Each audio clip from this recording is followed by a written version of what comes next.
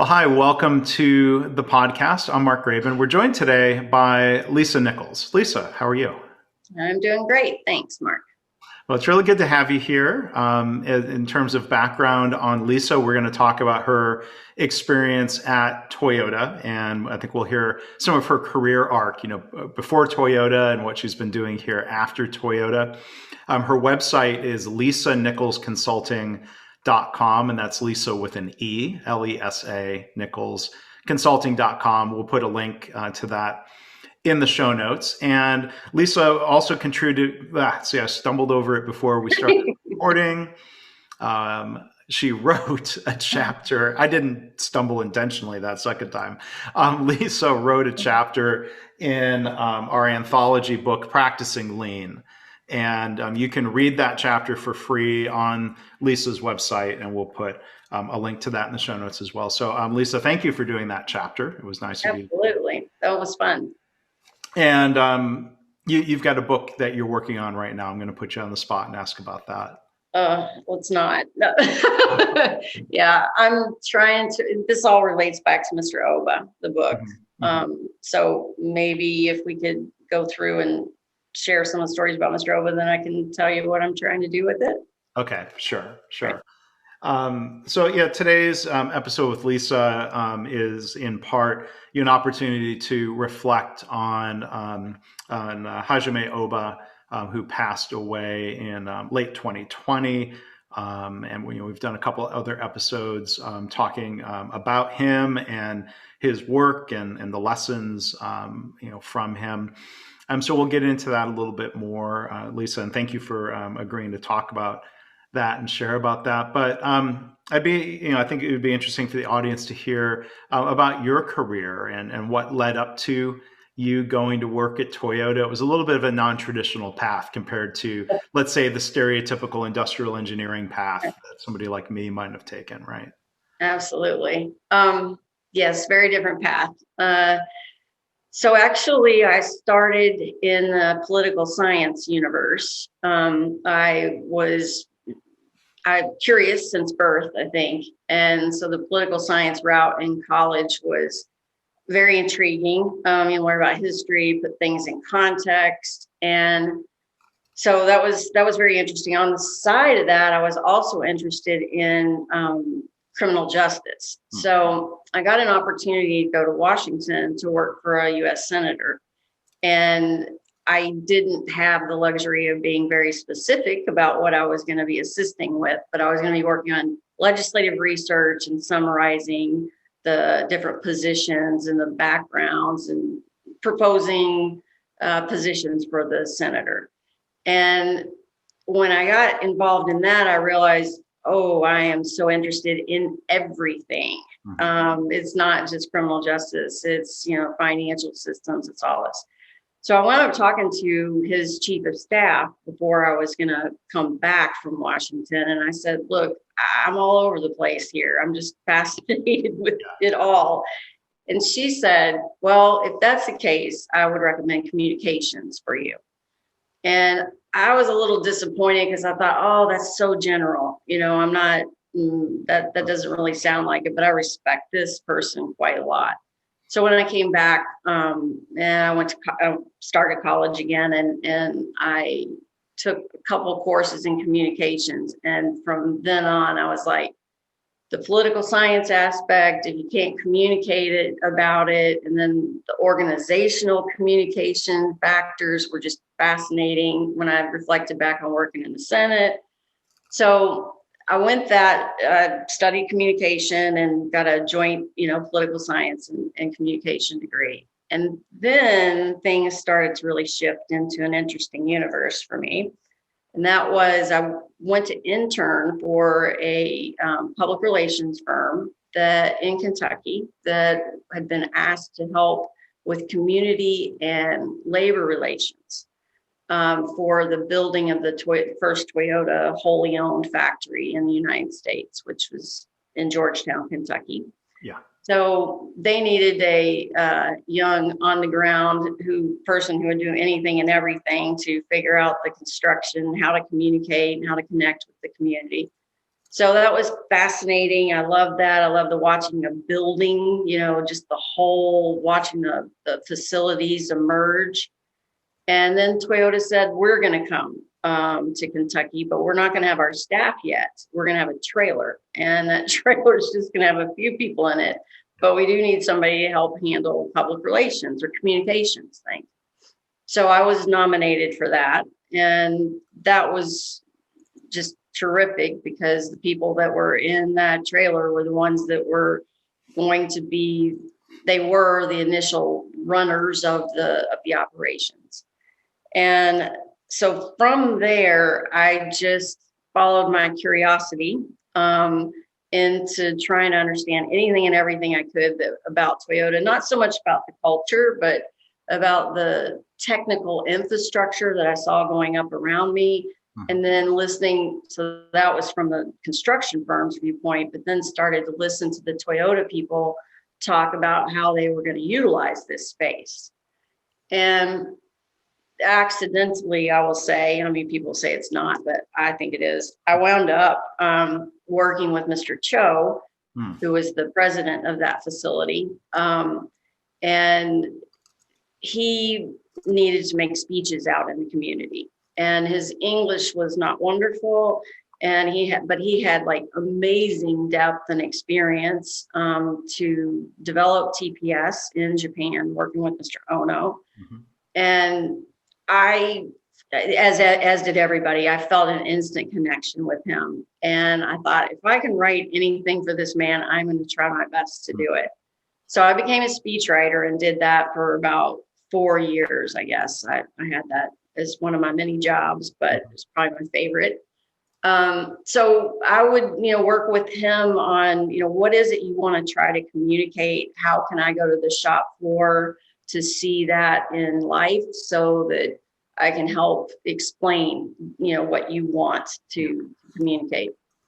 Through that, he asked me on a couple of occasions, but I'd been to the floor and specifically I'd been out to look at the new the die construction capability and stamping. Yeah. And so he had mentioned that, and somebody wanted to talk about that to an audience. And so I went to see it, and I came back and I'm telling him all about it. I'm so excited. And he asked me, Lesa, what is it that you ultimately want to do? And I was like, I don't know. And he said, well, you love TPS, but are you going to become a technical scientist of TPS or a social scientist? And I was, I don't know the difference. And he explained to me that the technical side is what we can feel and touch and look at, but the social science is more the how are we structuring to manage the people and how are we as individuals behaving in the system. So I said, I think I want to be a social scientist because I would be more equipped for that. That's where I'm curious. He said, good, because you're starting to sound like a technical scientist. So let's just be clear about, where you want to be. Yeah. And so then I started working a lot on some other kind of big issues with Toyota as they were growing in North America and becoming a full partner in the auto industry. There were a lot of issues around domestic content and not having happy relations with the supply base that was here and was being asked to supply Toyota in a way that seemed different than the traditional automotive industry. So I was in the middle of that, and out of that whole thing, Toyota realized that, look, we're getting all this pressure from the United States to help them understand, like, are we doing business in the right way? And why is it so different? So Dr. Toyota and others, obviously, but they decided to create, it's called Toyota Supplier Support Center, or TSSC. And its mission was to be, I saw it as kind of a technology transfer, a corporate contribution that would not be just writing a check. It would be setting up an organization that could help the supply base and help U.S. industry understand take the mystery out of what TPS is by providing resources who would be on the ground in the company's environments and help them implement it in their stamping or casting or whatever kind of processing beyond assembly that they had.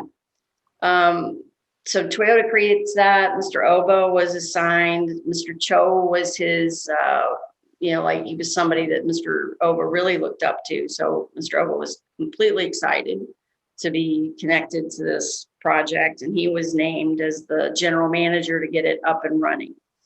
Mr. Cho became the chairman of TSSC. Right.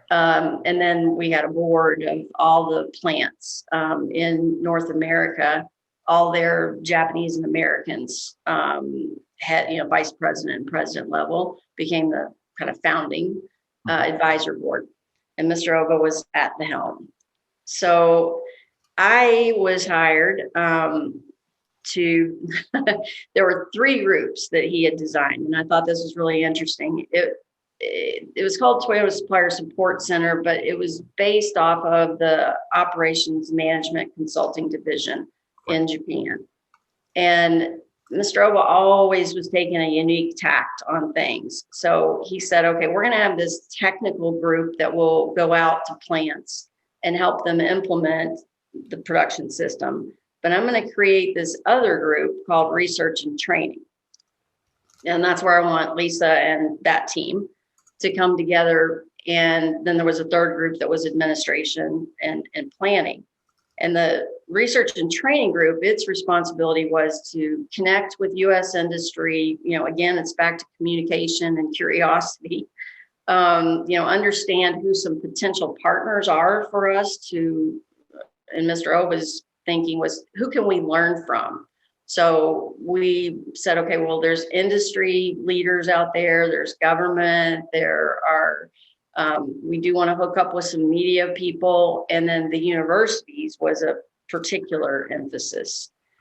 Mr. Oba's thinking was that we only had so much expertise, and we're coming into America. We need to understand from people who are experts in America, and that the universities would, give us some reflection of how we were doing. Yeah. So I ran that group with him, or for him, I'd say. And you had asked, I was thinking as we were talking earlier about how I met Mr. Oba. Mm-hmm. He actually was not involved in interviewing me. And so he hadn't met me. I guess he just heard about me.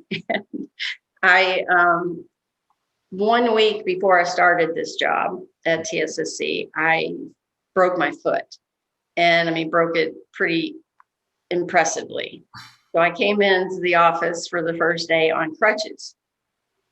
And so I remember Mr. Oba, I got to my desk and everything, sat down. He comes over and says, hello, how are you doing? And just really general, he goes away and he watches me. I felt like, that whole day and for a few days that week, because we had an open office, and so you encourage communication and all that. But I felt like he is just watching me. What am I supposed to be doing other than learning this new job? Yeah. So towards the end of the day, maybe end of the week, he came over and he said, how about your foot? And I'm like, well, crutches, how long will this be? I said, well, not sure, maybe 4 to 6 weeks. And he said, you can't go to see anything for 4 to 6 weeks. Oh. And I said, well, I think no is not the right answer. Sure. The question is, how am I going to do that?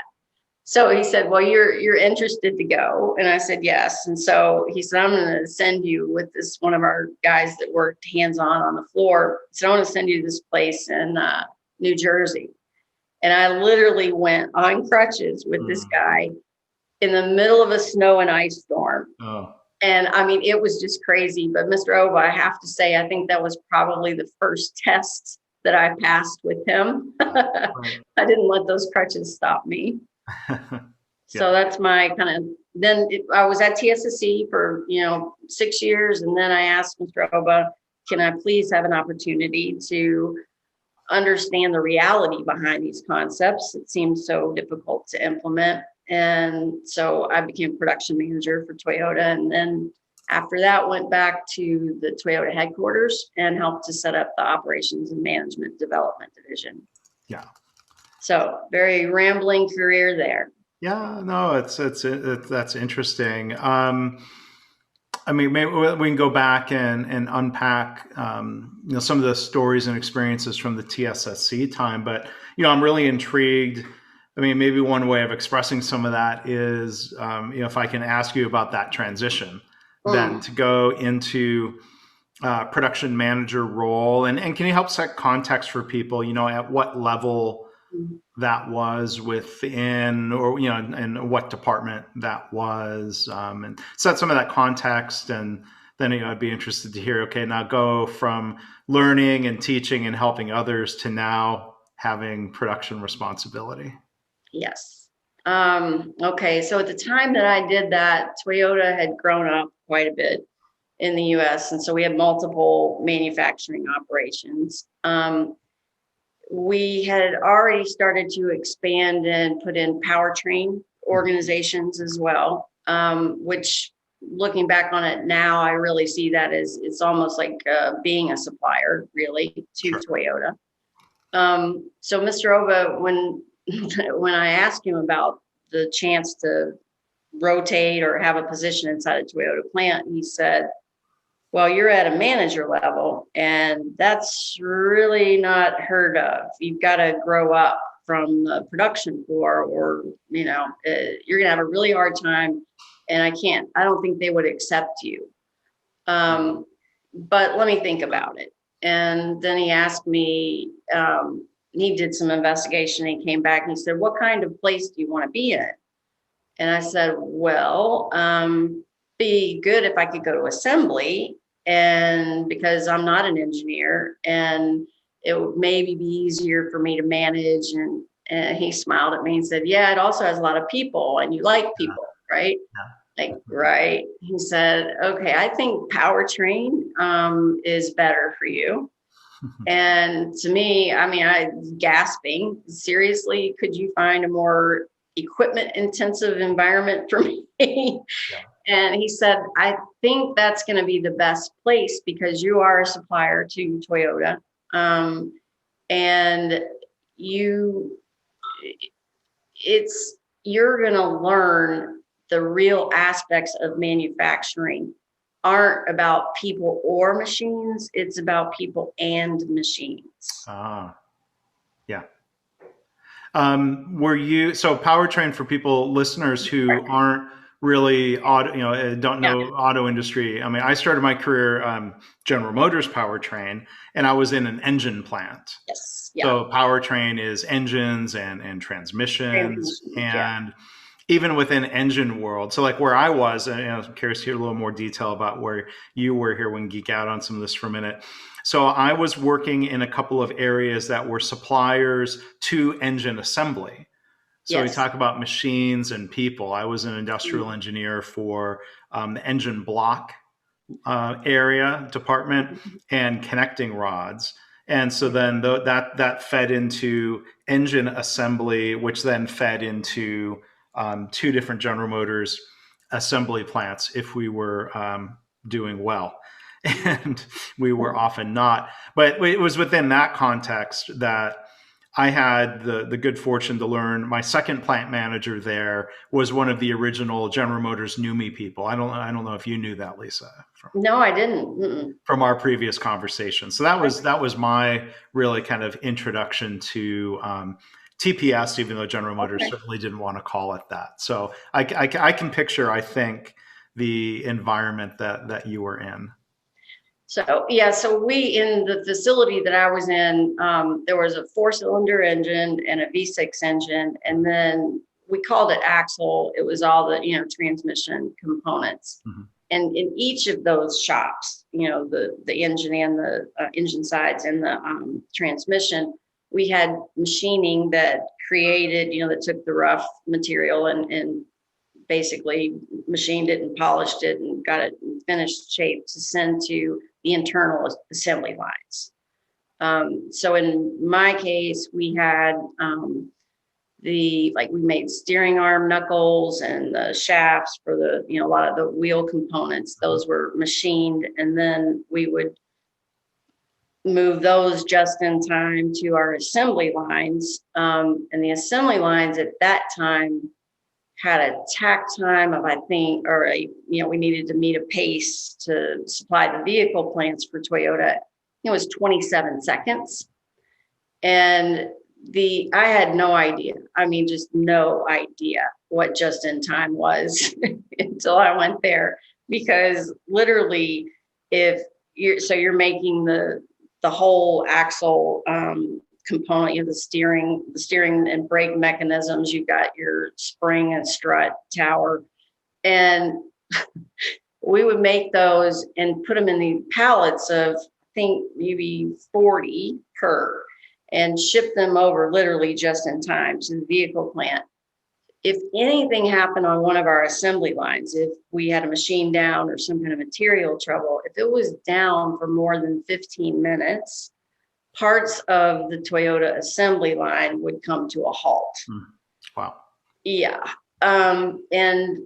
Unfortunately I had a bit of that, experience. I felt like the first year, that's all I did, but was learn how to manage major breakdowns. So that was the real world of just in time. I didn't really know that I was going to be learning all of that, but that's what Mr. Oba set me up for.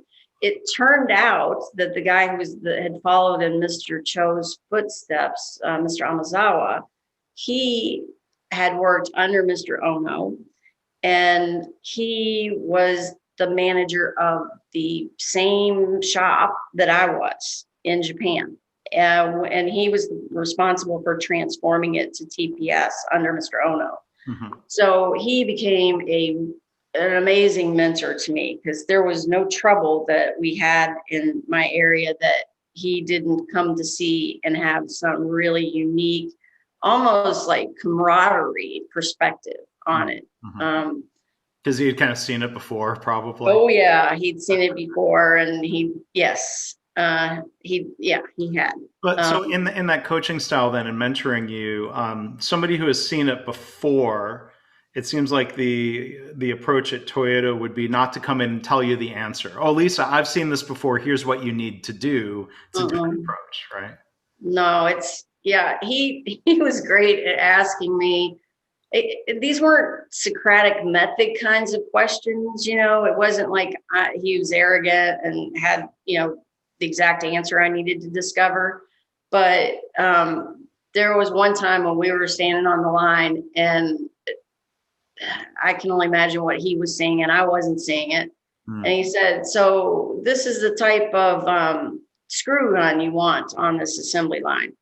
And I'm looking at it thinking, well, these guns have been here a lot longer than I have, and I don't really know the pros and cons of that. And he said, I don't really like those guns so much. I'm sitting there thinking, well, if you don't like them, why are they here? But okay. And I said, why don't you like them? And he said, well, if you notice, and we went over to the team member. He said the team member can, of course, we want them to use the forward motion of the screw gun, but there's this button too where they can back it out. And I was like, oh, wow, okay. That sounds like that wouldn't be exactly great if we want. He said, why not? And so we're standing there. And I said, well, if you can back out the screw, then you're covering up a problem, and we're going to wind up with trouble that isn't going to show up on an and-on board. He said, exactly. But then it was like, obviously that was my trouble, but then he's very, says to me, how do you think something like this happened? How could we have these type of guns that I don't like here and that you don't know anything about? I know you just got here, and I said, well, I'm going to learn all about the screw guns all over this place, I can tell you. Yeah. He said, well, anyway, so he just challenged me and said, well, I want to know what you learn, and please come back to me, and so that we can improve. And so we wound up doing a big, we call it Yokoten, but looking across the whole powertrain facility to see how did these different types of guns and what's the best for a system that's supposed to believe in stopping exactly when we have trouble. Yeah. One quick other tidbit, just comparing the General Motors environment in the mid 90s to what you were experiencing. Between powertrain and the assembly plant, their comfort level would have been a couple of days worth of Oh, inventory. wow. Yeah. That was the goal. That was not always held to, hence some of the problems that led to us getting um, a new plant manager. But, it's this different mindset of like buffering to protect yourself from problems. Mm. Like, sure, on some level, they would have rather avoided the problems. But I think the GM leadership style of pressuring people and yelling and blaming and, putting quantity over quality, ironically ended up undercutting the ability to deliver to the plant. It was just a different philosophy, and it was not doing well compared to our benchmark plants Yeah. that we looked at, whether it was Toyota or others. Yeah. Yeah. I could talk about the whole NUMI thing for a while and how we translate the knowledge. It's supposed to be a learning lab, and then the people who learn there come to other facilities, back to GM facilities. But that's a pretty big order for people because you've only been living in the system that Toyota helped to set up. It's not the same as coming back to your home plant and implementing it from scratch. Big challenge for those people. Yeah, and so my plant manager, Larry Spiegel, had been one of those original NUMI General Motors people who was really successful. He was at a transmission plant and had done a successful turnaround. And so they brought him into a slightly bigger job, the Livonia engine plant. But for listeners who are interested in more the NUMI story, or Lesa, I'll point you to this. Back in 2016, I did a two-part interview with one of those original GM NUMI people, Steve Barra. I know his name. He was reflecting on that experience, and unlike Larry, who stuck with GM and retired from GM and then was teaching at the University of Michigan, Steve said, I can see, I'm paraphrasing, I can see no reasonable path forward of really transforming anything within General Motors, so I'm going to leave. And basically worked as a consultant. Because Steve was saying, like, the one story was that some of the original NUMI people wanted to band together and go as a team to a facility back in General Motors and turn it around. Yeah. General Motors said, no, we're going to throw you one here, one there. And I think a lot of them looked and said, okay, I'm going to be a drop of water in the proverbial ocean. That's not going to work. Yeah. I personally believe that. I mean, I just felt really bad for the people that I worked with when we supported NUMI. We would help them with Kaizen and everything. And I would interact a lot with plant managers who were going to be going back to a GM facility. And I thought, wow, this is so hard for them to come here and learn this system, because they weren't exactly all on board from day one. They just wanted to say, this is my current thinking of how operations should be. And I see this and it looks different. And I'm not sure I accept this yet. And then over time they did or didn't accept it. But then they're tasked with going back and being that proverbial drop in the ocean. And it's just too much to expect, I think. Yeah. So I want to ask a couple other questions of lessons that you had learned from Mr. Oba, from some personal notes you had shared with me in advance. And I think it was number one on this list, as you put it. Managers must fight to have floor time. And I'm curious, if you could kind of elaborate on that thought. What creates that challenge? Why do managers really need to prioritize getting out to the floor? Well, I don't know about, other automakers, because Mr. Oba kind of specifically, I think, kept us away from studying, that part of the universe too deeply. Sure. I will say in Toyota's case, at least in Georgetown when I was a production manager. The pressure that I felt was, okay, I knew conceptually that just-in-time balances quality, cost, and lead time. Safety is an assumed thing. But when I moved into that position, I inherited a schedule that was done by the previous production manager who had grown up from the floor. And that schedule was meeting after meeting after meeting to review, here are your safety results. And what are you doing about it? I mean, very deep into, let's say, problem investigation. And so you go from a safety meeting to a quality meeting to a productivity meeting. And I literally had the guy who was the plant manager came to me at one point. He said, Lesa, why aren't you coming to the productivity meeting? And I said, I'm focusing on safety and quality. I can't focus on everything at one time. And he said, right, but the organization has to. So either it's you or it's somebody you designate. So I wound up finally, figuring that out. It was pretty early on to how to distribute the people that supported, my role. And then I found I got kind of good at that. And so I freed my time up to, let's say, go to the safety and quality meetings and skip the others. And so that gave me floor time. But what I realized is my peers that were managers also of 4-cylinder and V6 engine, they were still in those meetings. And, I felt bad for them, because they didn't, I was in a unique spot, I guess, because everybody knew how much I wanted to learn. But we would be in those meetings, they're deep problem solving. But if you're not on the floor, how in the world are you supposed to know enough to represent this analysis and the countermeasures? One thing that when Gary Combus came in, he listened to the managers. He had forums with us, and then he listened to what the barriers were for us to, be doing some of the things we expect of Toyota types. And it was all these meetings, and he freed up. It was really wonderful. He said to every manager and above, between, I think it was 1 and 2, it's a meeting free zone. Nobody can schedule any meetings. And that means whenever any of you see each other or I see you between those hours, you should be on the floor. So that's what I mean by having to fight to get there.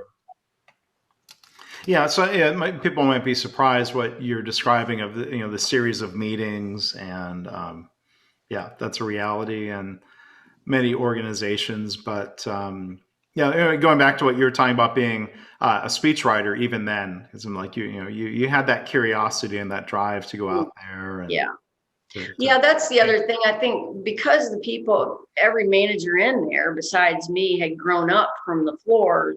Not that they aren't curious people, but they've pretty much seen it all before. So when they were speaking to a countermeasure or something, they knew what they were talking about. And for me, I'm going, I'm not going to explain us without knowing what we've done and what we're, trying to improve for the future. So I maybe fought for floor time more than others did.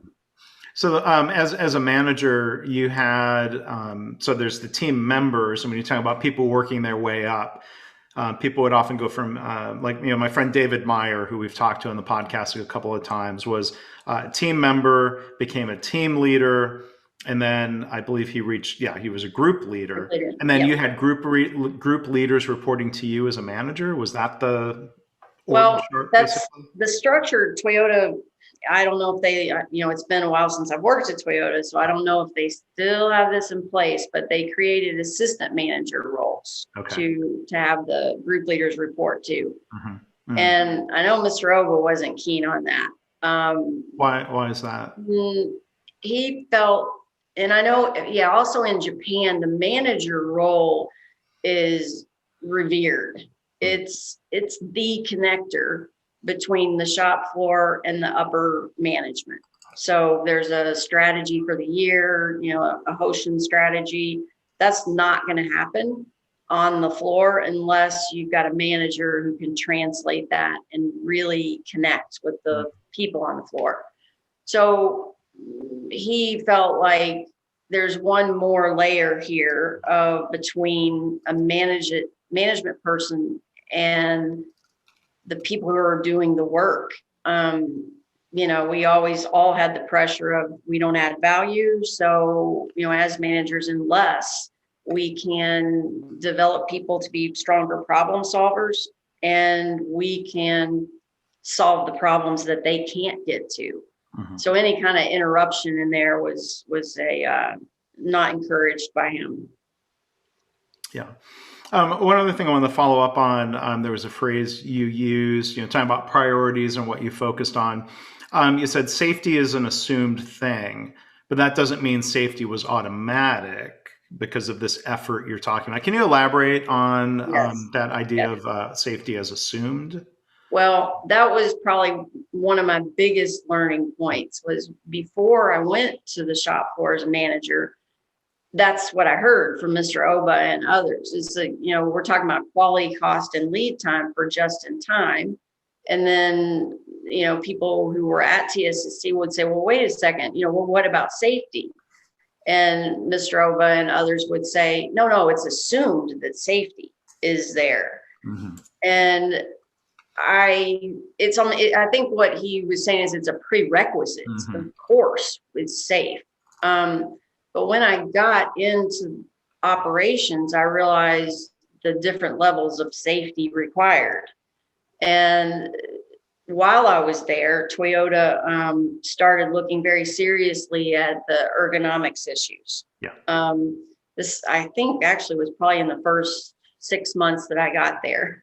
In Japan, we have an aging workforce, and then in the United States, we're trying to see how can we, make these jobs as robust for people as possible.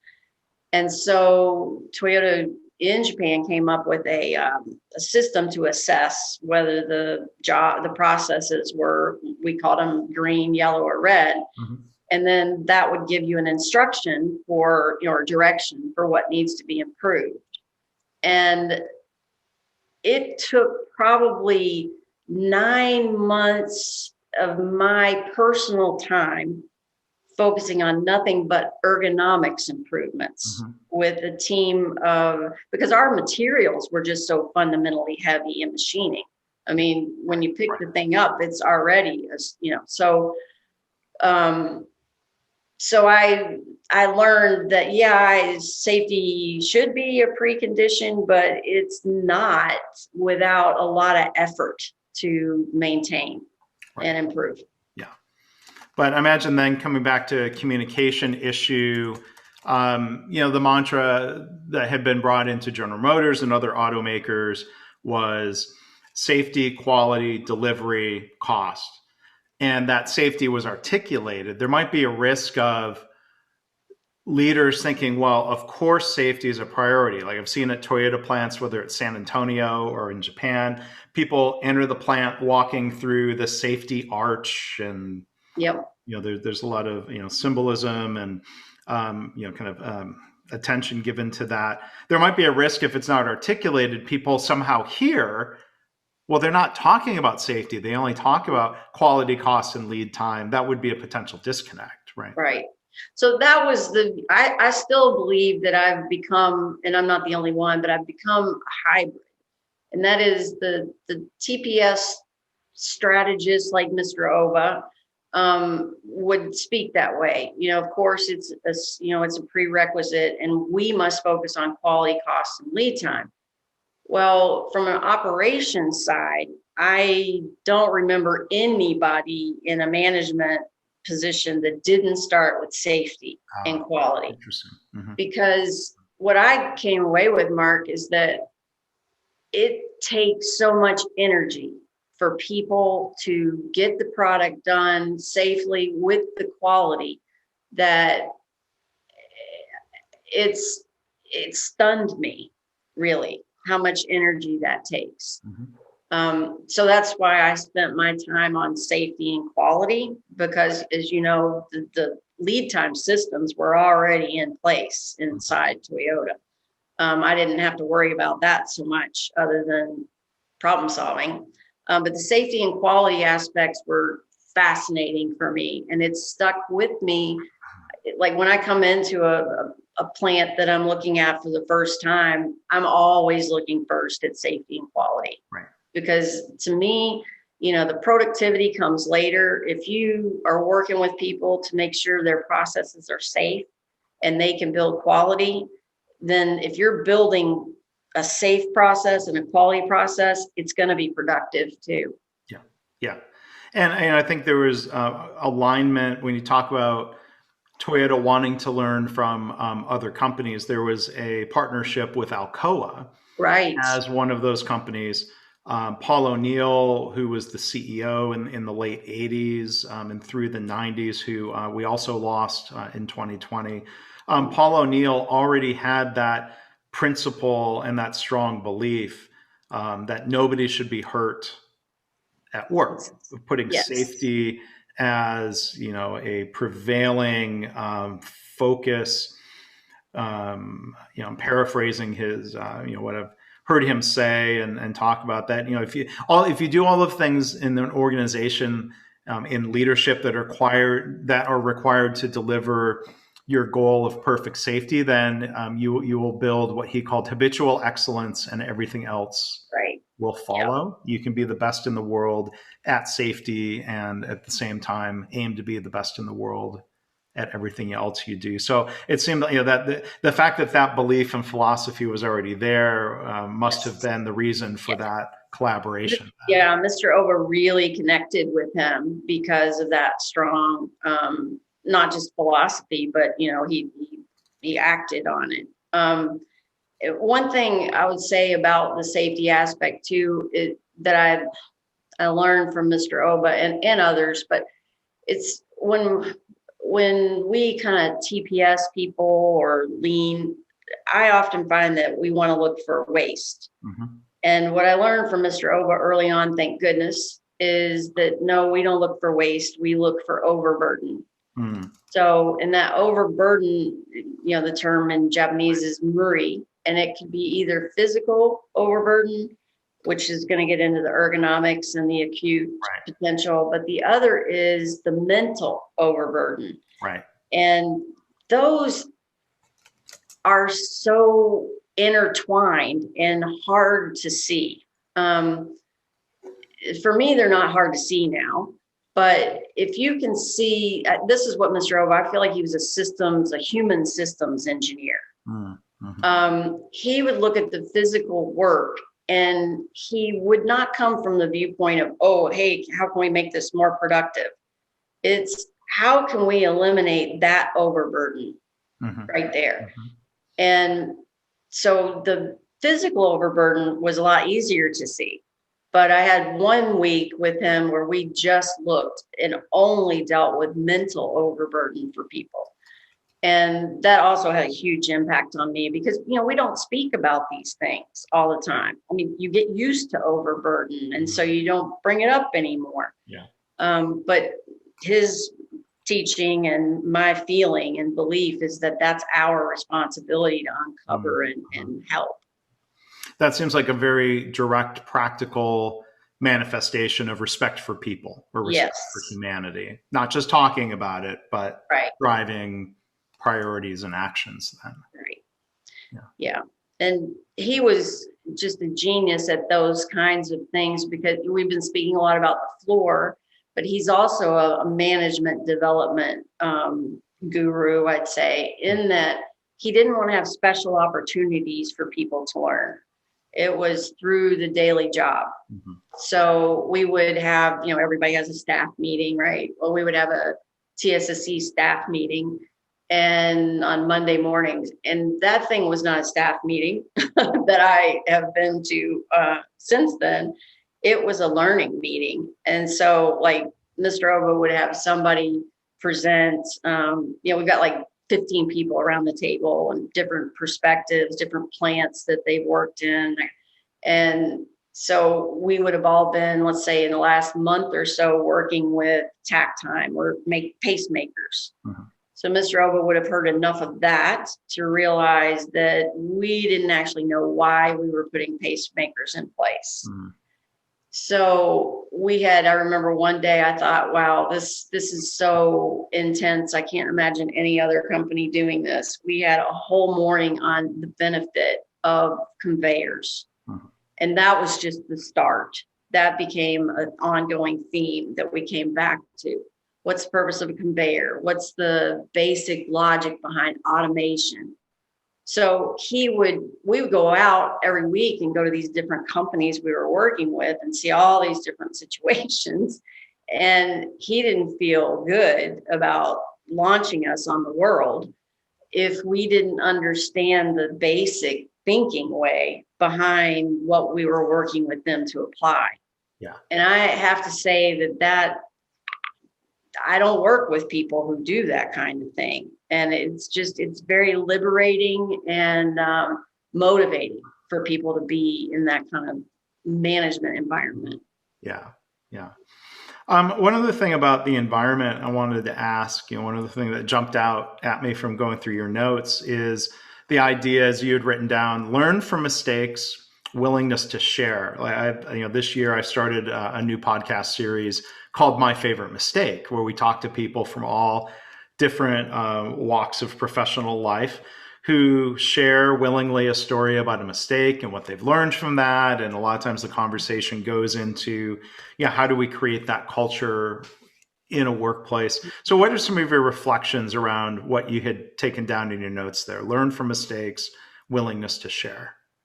Yeah, that one is so deep. And I feel like I could do a companion, like a companion to your podcast. I could give you 20,000 things. Maybe I can sign you up. I'll put you on. Well, we can talk later. Maybe you Yeah. can come on My Favorite Mistake sometime. But So Toyota sets up an environment where you are going to make mistakes. If there isn't buffer between the processes or there isn't much buffer there, we know things are going to mess up.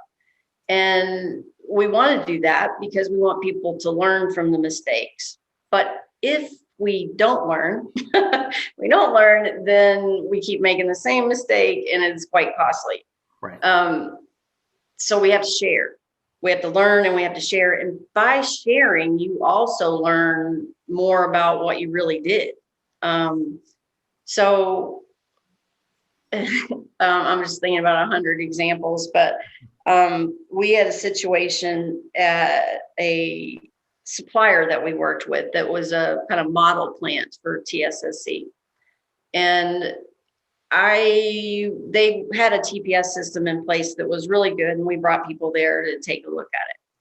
And so I had been a production manager at Georgetown, and Mr. Oba, but I'd come back to TSSC, and he said, I want you to go take a look at that plant and tell me what problems Toyota is causing for it.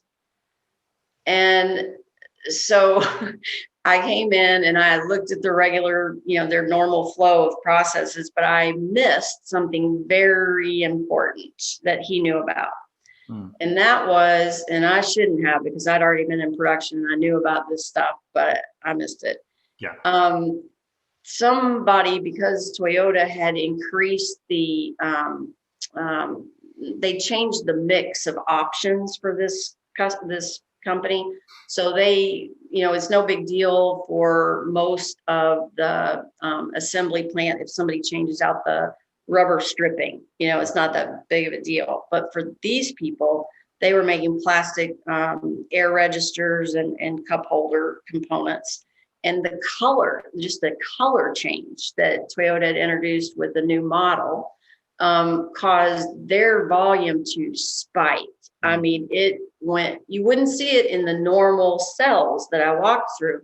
But they had, because the volume was so crazy from Toyota, they had set up this like offline center. I mean, it was just one person back there, but it was one person with the process set up, and that person was frantically working. Yeah, there's that overburden. No, it was overburden. And yes, and the overburden was caused by we talk about fluctuation. We want to try to get everything as even as possible. What I had observed when I went through was the evenness of the regular, specs from Toyota. But because of just this one color change, we had made that crazy just spike for them. And it was terrible. So I, obviously reported back to Mr. Oba and stayed there with that person to help Kaizen that process. And then my job then was to go back to Toyota plant and help them understand the burden that we put on them. So it was tough to, admit to my boss after all this time that I still didn't know how to find an offline, workaround. And then I got the pleasure of going back to my peers at the plants in Georgetown and helping them feel all warm and fuzzy about my experience. And then I had the chance to report it in our Monday morning staff meeting so that I could let all of the people around me learn from my mistake. And it was at that point in reporting it out to the other guys that were there with me that I realized the value of it. I mean, it's tremendous because if they can avoid missing that for themselves and they can see me as a bit of a humble leader, a bit, and say, well, she was confident enough to go in there and report back to Mr. Oba, but she got enough humility to come back here and tell us that she missed the big thing. Right. So it's creating technical learning, but then also hopefully some management development. Yeah. And I did record an episode of My Favorite Mistake with Asao Yoshino, who had almost 40-year career at General Motors. I'm going to hold up the book that Katie Anderson wrote sort of with him, about those lessons. And Mr. Yoshino tells a story of a mistake. It fell in the category of human error. You mean to grab this and you grab that instead, and it caused a problem in the paint shop. And, his leaders took responsibility for having not created a system that could have, let's say, mistake-proofed that. Right. And, he said that was a very important lesson to learn at a pretty young age in his career. So I'll put a link. And that's why I stayed at that plant because I knew it's leadership's responsibility. And if we, TSSC, have worked with that company to help them be a model, and my leadership didn't find that, then my leadership better be helping them overcome it. Mm-hmm. So yeah, it's completely expected. It's hard for people. We had, managers who came to TSSC from outside companies, and they were not at all comfortable to be on the hook all the time for the learning mistakes that their people were doing. It's like, well, wait a second, I just got here and it's not me. And that guy, he doesn't have this degree or he didn't know that. And, Mr. Oba and others just look at you and say, what is your point? What are you going to do about this? How are you going to help them succeed? So it is a cultural shift, but lucky for me, I grew up in Toyota pretty much. Yeah. So well, I think that was, so I'm sorry, I cut you off. Well, I got grounded in that early. Yeah. Well, and that's where you think of those General Motors people who came into NUMMI. It was really difficult. They had to unlearn. Yes, exactly. Exactly. Be willing to learn from Toyota. I was going to also add, I think one other point of alignment philosophically with Alcoa and Paul O'Neill was that Paul O'Neill believed very strongly. I mean, he would say, for example, that, to a plant manager, anything that happens in your factory is your responsibility. And likewise, as CEO of the company, he didn't shirk that responsibility as well. And you might think, well, we've got, I mean, I don't know what the employee count. I'm surely it was tens of thousands, 100,000 employees. You think, well, how can I be responsible for every, quote unquote, dumb decision that somebody might make? And like, well, that comes with the role of leadership, is that burden and that responsibility. What I liked about Toyota's approach in that kind of case. I would say, yes, I'm the CEO, but I'm only directly responsible for the decisions of these people around me. It's a tiered approach. So it's that team member, team leader, group leader, so that everybody has a span of control that's manageable-ish. Now it is different at the CEO level, but that same kind of, if you have a structure on the floor that is right size to catch the problems as they happen, then it makes that pressure of the CEO a lot less, and a lot easier to manage, because when there is a failure, you know where to go. Yeah. One final question here before we wrap up. And thank you for introducing me, making the connection to Mr. Oba's one of his sons, Hide Oba. It was great to do an episode with him and hear reflections on working with his father and learning from him. One thing he talked about was this idea of the soul of Toyota, and I know that was something that made you think. What was your reaction to that? Well, it's a word that you don't hear often in manufacturing. And I noticed that when I was with Mr. Oba and Mr. Cho, they will use that word. And so it became a word that I used, not all the time, but, purposefully, to figure things out. And my take on it is that what they want to know is, and I was with Mr. Oba a million times when he would say to me, we'd been at a plant and we'd come through for the first pass assessment, and any kind of company, and we would be with them, review the floor, talk about it with them, and then we'd come out and we'd drive back to wherever we were going. And he would say, I'm not so certain about their soul. And, when I first started hearing, I thought that's a little deep. But what I ultimately realized is that Toyota's soul is around manufacturing. Toyota does all these other things wonderfully well, but in the end, they were born and grew from manufacturing. It's in their soul. Now, is the soul, expanded as much as we want? Maybe not. But when we would go into a company, what Mr. Oba would think is their soul might be in marketing. They might be a design company. They wouldn't say that to you, of course. They're like, we brought you here to look at manufacturing.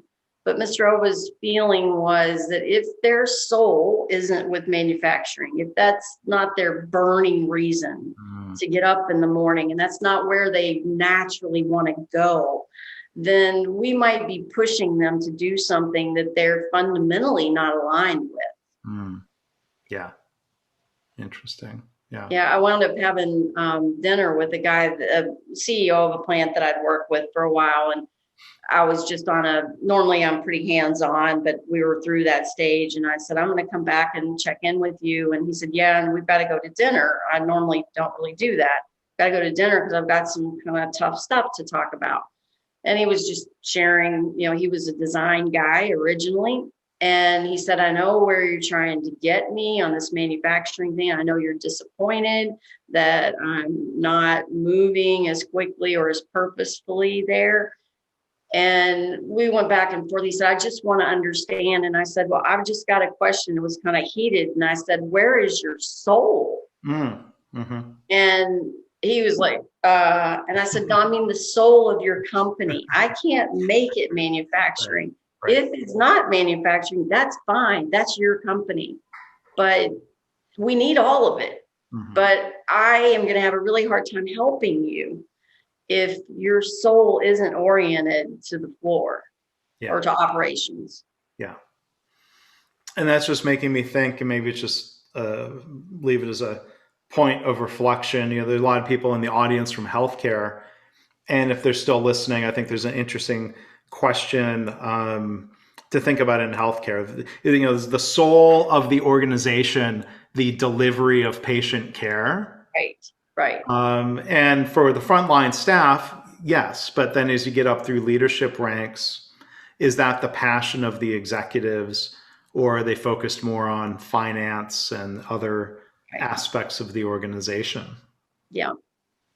Yeah, it is a deep question, but for me, it's really, because sometimes you'll have a disconnect. Maybe the organization in healthcare, the front line. I mean, most of those people are signing up because they do have a mission and purpose in life, and a soul that is providing care. And then over time, as people get raised up to the executive ranks, maybe their personal objectives and focus start to disconnect with that front line, that front line view. I'm very lucky that our mutual friend Eric doesn't have that problem. Right. Yes. Eric Dixon from UMass Memorial Health. Yes. Yeah, and you think of staff and leaders at different levels.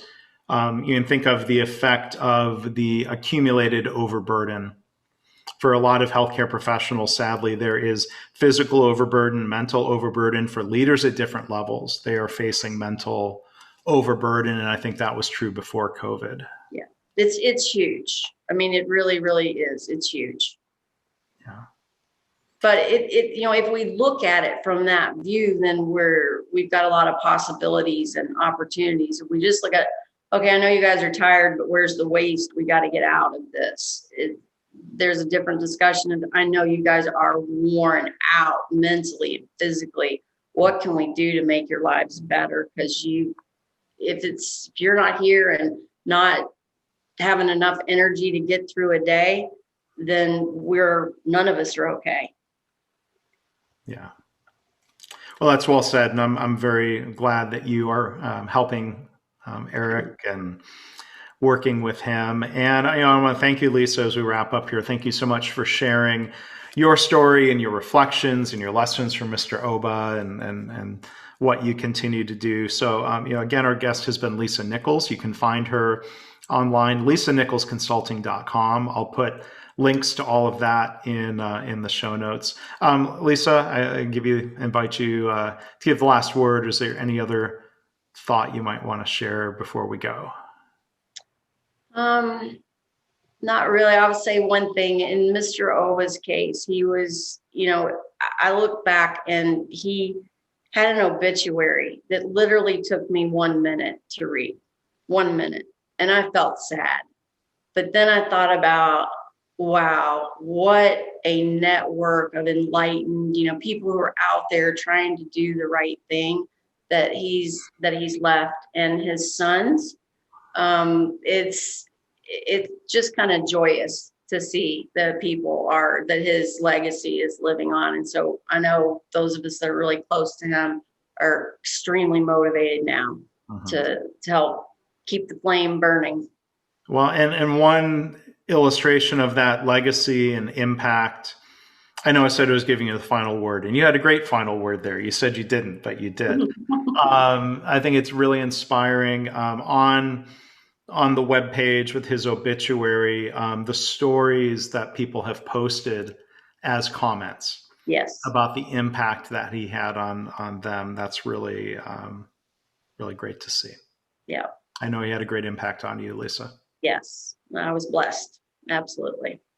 So thank you for sharing some of that. Thanks, Mark. It's been a lot of fun to talk to you, as always. It has been. Yeah. Great fun talking with you. Thanks.